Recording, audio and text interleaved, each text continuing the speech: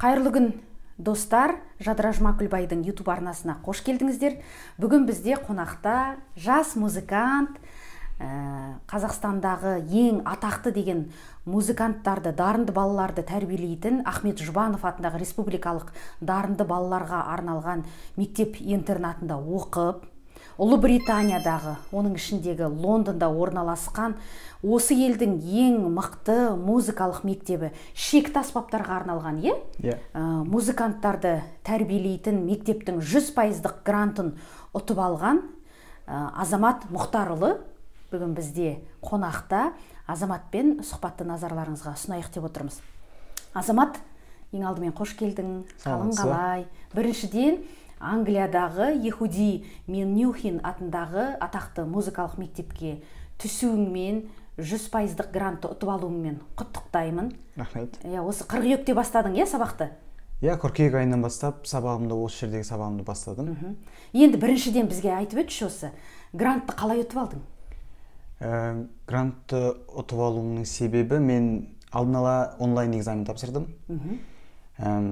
Сол кездерде менің музыкалық опытымды олар өте қатты ұнатып, шақыру қағазын жіберді. Бұл қашан болып еді? Бұл 2 жыл бұрын болды.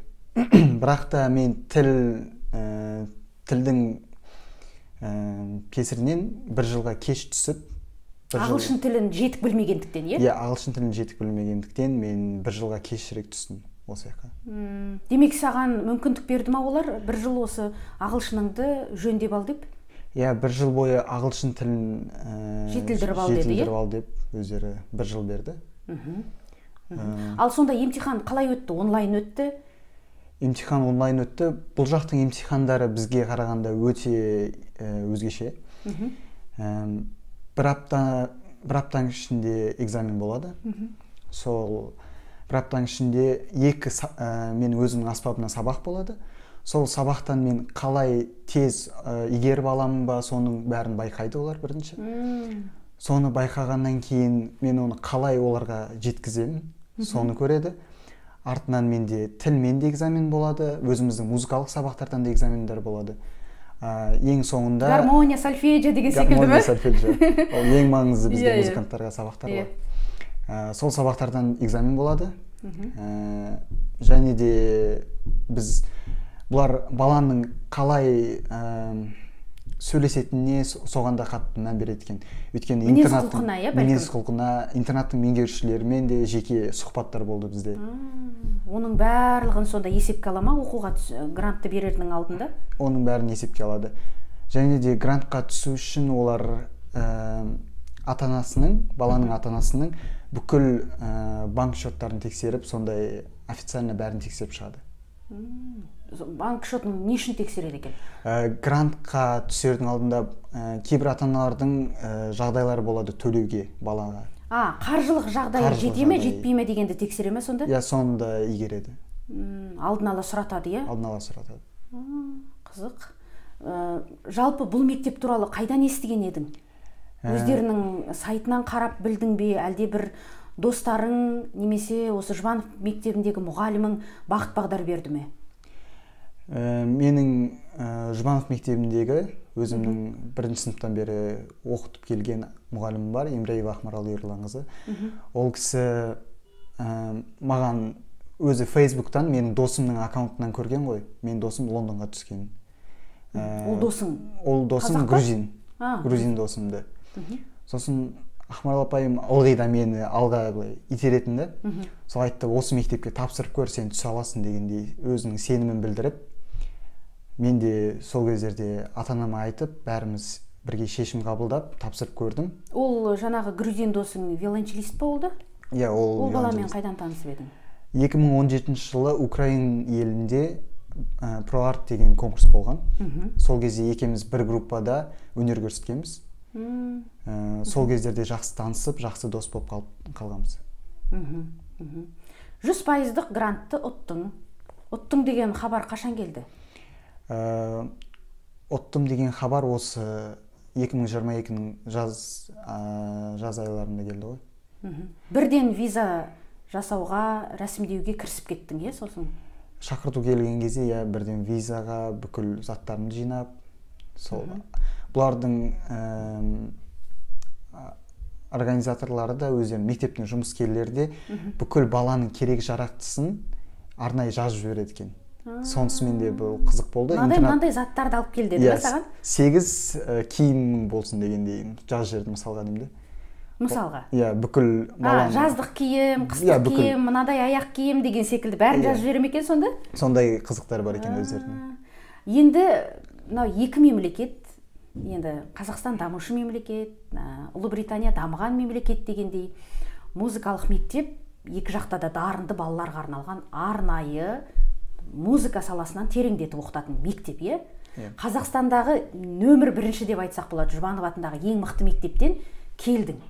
Англияда өзі осындай музыкалық мектептен 4 екен. Соның ішінде таза ішекті аспаптарға арналған мектепке түстім. Салыстырмалы түрде қандай енді біздің Қазақстанның деңгейін айтайықшы? Өте жақсы ма екен? Музыкалық білімді қалай береді екен? Біздің қазақстандық деңгей өте жақсы. Бірақ та бұл жақта енді бәрібір де дамыған болғандықтан музыканың өзі де басқаша, музыканың өзін басқаша үйретеді. Мысалы? Мысалы гармония сабақтарында мүлде басқаша тәсілмен үйретеді. Және де бір өзінің арнайы сабақтары бар музыкалық.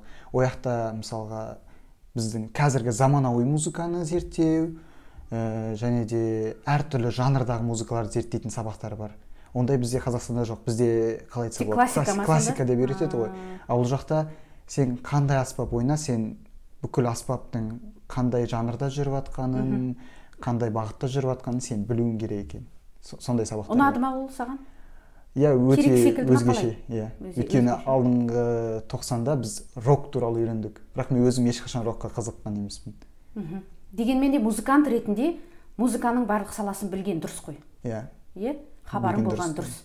Енді мысалға қазір әлемде осы ең керемет деген танымал виолончелист бар ғой, Хосер деген, Одан кейін оның Two Cellos деген тобы бар, дуэті, қасындағы дос екеуі бірге, шатаспасам бұлар Чех республикасының виолончелистері, Мысалға сол Хосер бас кезінде әрине немесе мынандай ресми үлкен концерттерде таза классикалық шығармалар орындайды. Бірақ қалың көпшілік үшін, қалың бұқара үшін деп айтайықшы, өзің айтқандай жаңағы заманауи музыканы тартады ғой енді. Әсіресе хит боп тұрған музыкаларды орындайды. Сонысымен де көпшіліктің көңілін жаулап отыр дегендей. Виолончель аспабымен тек қана классикалық музыканы ғана тартумен шектелмейтін шығарсың өзіңде?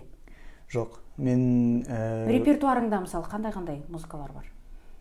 Репертуарымда мен қазір осы бір конкурсқа дайындалып жатырмын. Сол конкурсқа дайындалып жатқандықтан мен осы арнайы репертуарды ғана дайындалып жүрмін соңғы уақытта. Ол Чайковскийдің Пеццо Капричозо деген программасы және Сен-Санстың үлкен 20 минуттық концерті, бір Поппердің этюді, Бахтың бірінші сюитасының прелюдиясын ойнап жатырмын. Және де сол конкурсқа арнайы жазылған бір шығарма бар. Сол шығарманы да дайындап жатырмын. Осы сұхбаттың соңында бізге сол дайындалып жатқан шығармаларының біреуін тартып бересің бе? Жақсы. Енді әңгімемізді ары қарай жалғастырайық. Жаңа ғана қосылған көрермен болса, YouTube арнамызға, біздің сұхбатымызға тағы да таныстыра кетейін. Бізде бүгін қонақта Англиядағы, Лондондағы Ехуди Менюхин атындағы ішекті аспаптарға арналған арнайы музыкалық мектепте оқып жатқан қазақтың баласы Азамат Мұхтарұлы. Азамат, екі жақта жүйе екі бөлек, сабақтың өту барысы да екі бөлек дедің. Енді мысалдармен салыстырып өтші, осы жақтағы бір ең ұнаған және музыканттың шеберлігін дамытудағы әдіс тәсілдері қандай екен? Мен ерекше таңғалдырған сабақ, ол ритмға арналған сабақ. Бізде мен өзім байқағаным, Қазақстанда біз ритмға қатты мән бермейміз. Ондай сабақ жоқ бізде ритмменші. Осы жаққа келген кезде бірінші сабағым, сол сабаққа қатысқан кезде мен өте қиналдым. Өйткені ол жақта екі қолмен екі түрлі ритмді ойнатып жасауым керек. мынамен басқа ма сонда? Иә, нотада өздері ана ритмда жазылып тұрады. Оң қолмен ана үстіндегісін істесем, сол қолмен астындағысын. Ол өте қиын екен. Ол мына біздің мида еркіндік жоқ ғой. Біз ойнаған кезде де мысалға мен өзімнің аспабымда ойнаған кезде мен сөйлей алмаймын.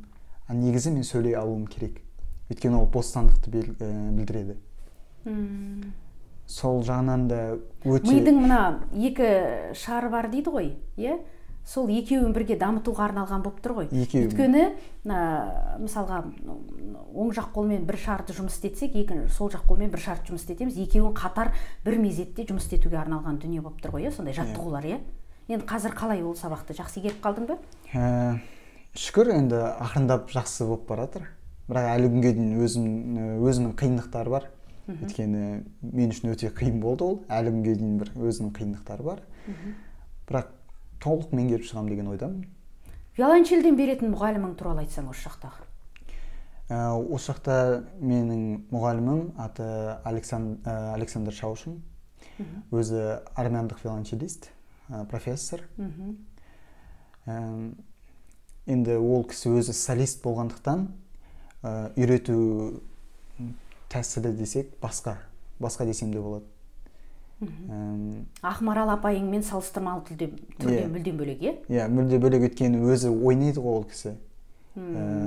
Жеке солист ретінде, орындаушы ретінде ойнағанның демек бір плюстары бар ма? Плюстары бар, өзінің. Мысалға, не деп айтады саған? Мысалға сенің бұрынғы бір кемшіліктеріңді байқаған шығар, иә? Сол кезде сен былай отырасың, немесе былай тартасың, қолыңды былай ұстайсың деген секілді бір ескертулер жасады ма? Бірінші күні келген күнде маған менің минустарымды айтып шықты. Өте көп болды, бірақ маған айтты, сен 3 айдың ішінде осыны істеп шығуың керек. Деп өзі менің сол қолымдағы вибрацияны өте жылдам жасайды екеніне ескерту жасады. Оң қолымды бір өзіндік проблемалары болатын, өйткені мен өзім солақаймын. Осы виолончель аспабын ойнап бастағаннан бері оң қолыммен әлі күнге дейін күресіп келемін. Сол оң қолымды айтты, оң қолымдағы проблемаларды айтты.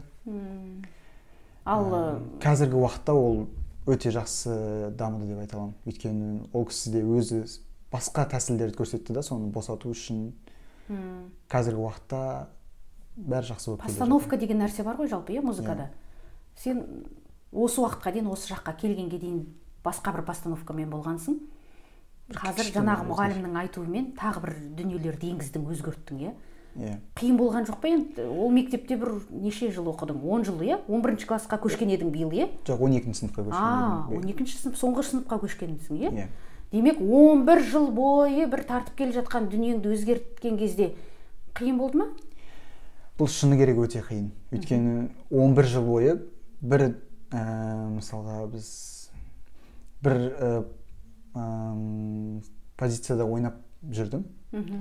Соны ауыстырған кезде өте қиын болды. Шыны керек өте қиын болды. Ол маған біріншіден денеме қиын болды, қолдарыма қиын болды өзгерту. Солақай болсаң тіпті қиын деші? Тіпті қиын, шынымен де тіпті қиын. Және де маған өзіме психологически де қатты қиын болды. Өйткені мен өзіме сенбей қалған кездерде болды, бір басындаш өзгертіп жатқан кезде өте қиын болды да. Артынан өзіме сабырлық танытып, өзіме сеніп, ақыр соңында сол ағайым айтқандай 3 айдың ішінде соны дұрыстап шықтым. Енді жаңа психологиялықта қиыншылық болды деп тұрсың ғой. Жалпы жаңағы өзің оқып жатқан Юхиди Менюхин атындағы мектепте музыканттармен психологиялық тұрғыда жұмыс істей ме екен? Ондай сабақтар бар ма? Әрине бұл жақта ондай сабақтар бар. Ол Александр Техник деген сабақ. Сол жақта баланың іштей бостандығына көмек береді. Және де денесіндегі ауыртпаларды жоғалтады. Соны қалай жоғалтудың тәсілдерін көрсетеді. Былайша айтқан кезде ойың арқылы денеңді босаңсытуға, шығарманың ішіне толықтай енуге, былайша басқа дүниелерге алаңдамай музыкаңды тартуға, аспабыңды тартуға мүмкіндік береді, иә? Иә, осы Александр Техник демекші, сіздердің назарларыңызға бұл бір өте бір керемет ғылым деп айтсақ болады. Алдағы уақытта осы Александр Техниктің ұстазы Джозеф Сандерспен сіздердің назарларыңызға сұхбатты ұсынамыз. Себебі бұл Джозеф Сандерс деген менің батырымның, яғни Ерлан Рысқалидың Англияда болашақ бағдарламасымен оқып жатқан, тағылымдамадан өтіп жатқан орталықта ұстаз болып, профессор болып қызмет етеді. Енді Азамат, мамыр айында жарысқа барасың, иә? Иә. Литваға, иә? Литвада Давид Герингас атындағы конкурс болайын деп жатыр.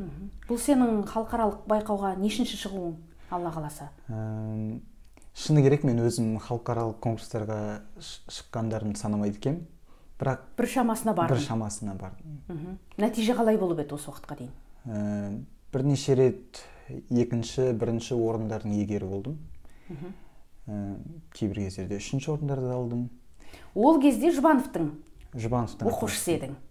Енді Англияның жаңағы өзің оқып жатқан мектептің оқушысы ретінде қатысайын деп отырсың. Иә.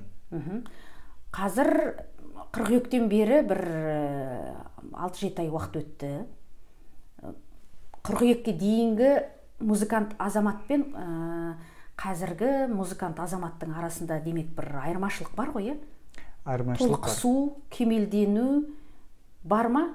Иә, бар. Бар деп айтасың, иә? Бар деп айта аламын. Бірақ әлі толық жетілдірмегенімді білемін. Және де көбірек жұмыс жасауға да тырысамын алды. Бірақ көп жақсы жағынан қатты дамығанымды көріп тұрмын. Азамат, сен өткенде бір әңгіме айтып едің. Қазақстанда Жұбанов мектебінде спец дейміз ғой, арнайы таза мына виолончельге байланысты сабақты Ағымарал апаймен күнде болады. Және Ағымарал апайын күнде сен тексеріп отырады деп айттың, иә? Ал мына жақтағы жаңа өзіңнің жетекшіңмен аптасына 2-ақ рет өтеді дедің бе, 1-ақ рет өтеді дедің бе? Аз демек. Сағат тұрғысынан аз болып тұр, былай айтқанда, Ахмет Жұбанов мектебінде менің апайым шыны керек өзімнің екінші анамдай болып кеткен.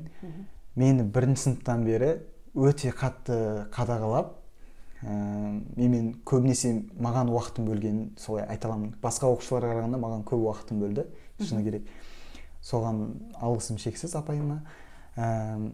Негізі біздің Қазақстанның өзінде де аптасына 2 рет болу керек.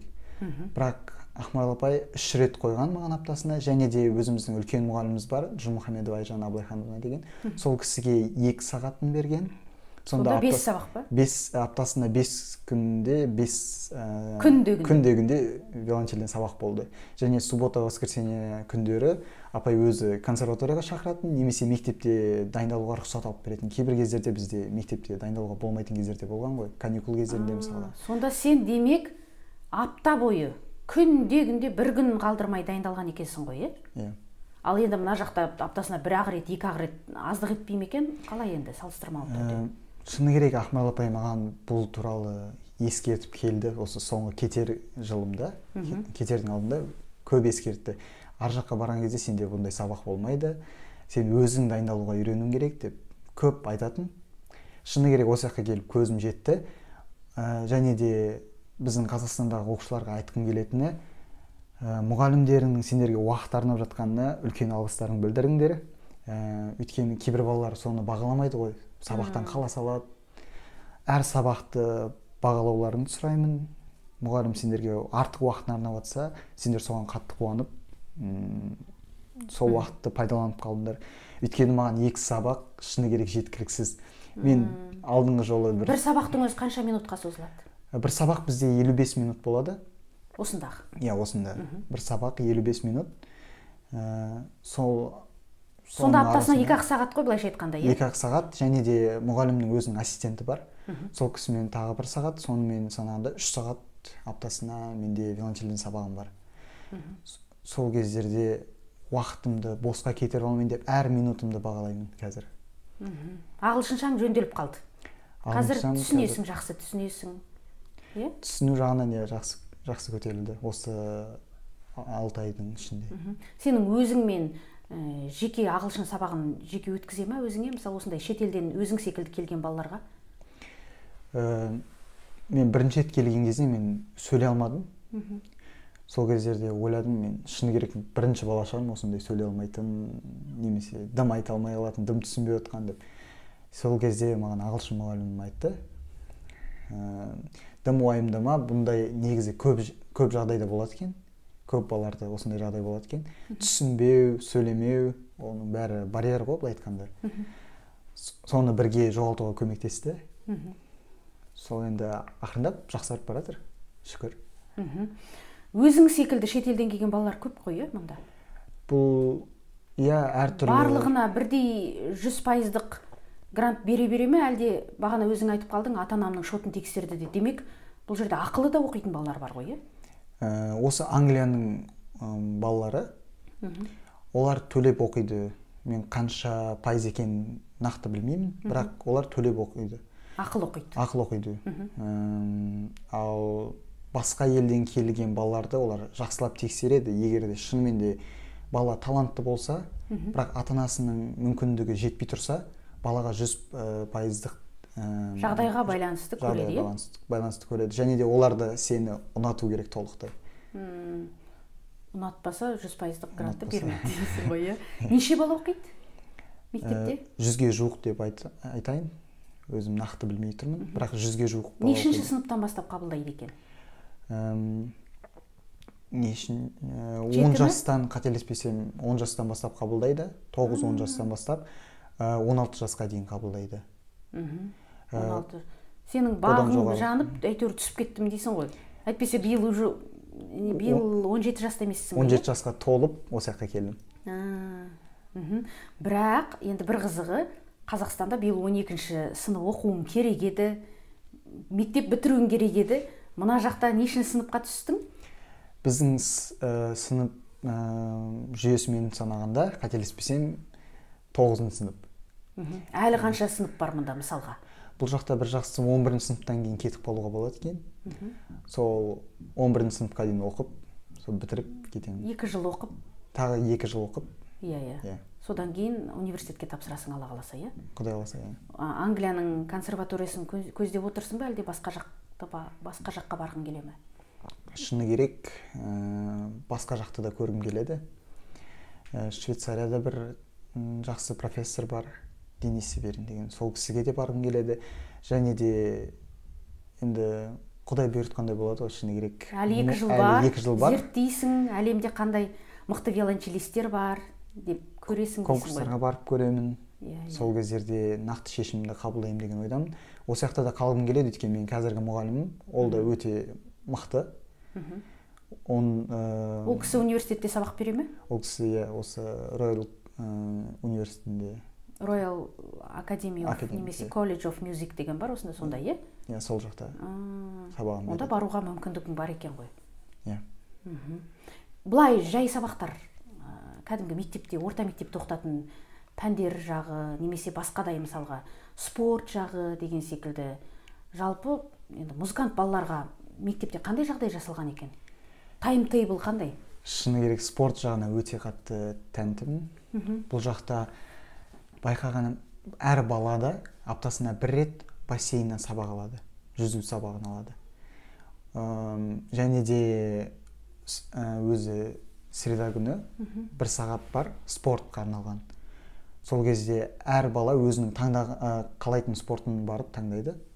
Сонда ол жақта теннис бар, үлкен теннис бар, настольный теннис бар, және де футбол бар, әрине би бар, йога.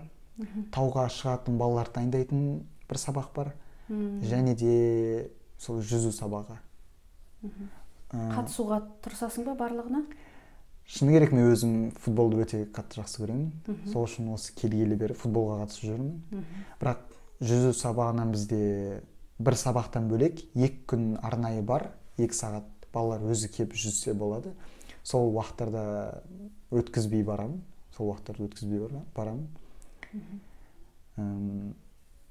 Және де жай сабақтарға келген кезде менің байқағаным, жай сабақтардан өте жоғары деңгейде қарайды. университеттің талабы сабақтарын зор болып тұр ғой, кәдімгідей. Талабы өте зор десек болады. Қалай енді оларды да ағылшынша оқытады, ілесіп жатырсың ба? Иә, мен қазір бір класс төмен түскеннен кейін мен осы 9 сыныпқа дейін оқытылатын сабақтарды оқып жатырмын. Бірақ менде бір жақсы экзамен жоқ, өйткені мен біздің Қазақстанда 9 сыныпта баяғыда тапсырып санасты ма деп? Санасып кетті. Жақсы екен онда, иә, сенен қайтадан соны талап етпей, бұрын оқығансың, Қазақстандағы мектебіңде өткен деп, демек оларға қатты талап қойып отырған жоқ, иә? Оларға осы жолы жай тілді меңгеріп алсын дегендей маған өздері мүмкіндік беріп отыр. Сол себептен 9 сыныпқа түсіріп отыр. Негізі 10 сыныпқа түсуім керек еді. Сол себептен өздері түсіріп, тілді жаттап ал, уайымдама дегендей, басқа нәрселерге қатты алаңда кетпесін деп сөйтіп беріп отыр. Келесі жылы өзім 2 сабақ таңдауға мүмкіндігім бар. Ол жағынан мен музыкалық міндетті түрде музыканы таңдаймын. Оның ішінде өздерінің 4-5 сабағы бар екен музыканың, соны таңдаймын. Және де орыс тілін алуға болады екен. Сонда екеуін экзамен үшін 2 сабақты аламын. Одан аз алуға болмайды экзаменға. Біздің 12 сыныпта тапсыратын экзамен МТ дейді. Не үшін орыс тілін аласың? Ағылшын тілін алғың келмей ме? Немесе басқа пән? Ағылшын тілі өте қиын. Қиын бола ма? Ол A-level'дің ағылшыны өте қиын, шыны керек. Талап бұдан да қиын болуы мүмкін дейсің ғой, иә? Тіпті осы жаққа келген достарым бар ғой. Солар A-level ағылшынды алған екен, жарты жылда ауыстырды. Олар бірақ тілді жақсы біледі. Бірақ айтады өте қиын дейді. Менде өзім таза ағылшындардың өзіне қойылатын талап қой, былайша айтқанда, шыны керек, иә. Бұл жақта енді әрине мектепте шетелден келген балаларға деп арнайы мектеп болмайды. Қай мектеп болса да, өйткені ағылшынның балаларының өзімен қатар оқығандықтан соларға қойылатын талап сендерге де қойылады. Иә. Мысалы біздің балаларымыз да оқиды, оларға да тура солай талап қойылады. Талап қоятын себептері де біздің 12 сыныпта біздің қазақ тілі әдебиет деген секілді ғой, дұрыс қой енді бір жағынан. Өз тілін дұрыс терең меңгеру керек деген мақсатта ғой. Азамат, көп рахмет, уақытыңды бөліп, сұхбатты бергеніңе, болашағың жарқын болсын.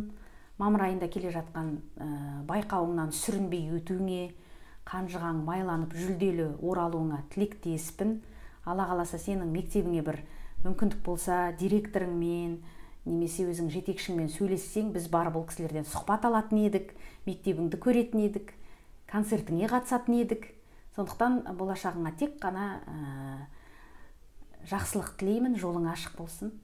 Сізге де үлкен рахмет. Сұхбат алып, менің осы жақтағы қандай көп нәрсені үйреніп жатқанымды соны сұрап, басқалармен бөлісіп отқаныңызға сізге де рахмет. Азамат секілді шетелдің мектебіне түсуге сіздің де мүмкіндігіңіз бар. Англия, ой, менің мүмкіндігім жоқ, мен қайдан түсемін деп ойламаңыз. Жаңа Азамат бүкіл өзінің басынан өткен қиындығын, жетістігін бәрін айтып берді. Олай болса, жалпы музыканың тек қана виолончел емес, қай саласында болмасын, әлемнің қай жағында болса да мықты мектеп, университетке түсуге деген ең бірінші талап қойсаңыз, және еңбектенсеңіз, бәрін жеңуге болады. Біздің арнамызға қосылып, лүпіл басып, сұхбаттарымызға пікір жаза жүріңіздер. Аман болыңыздар. Thank you.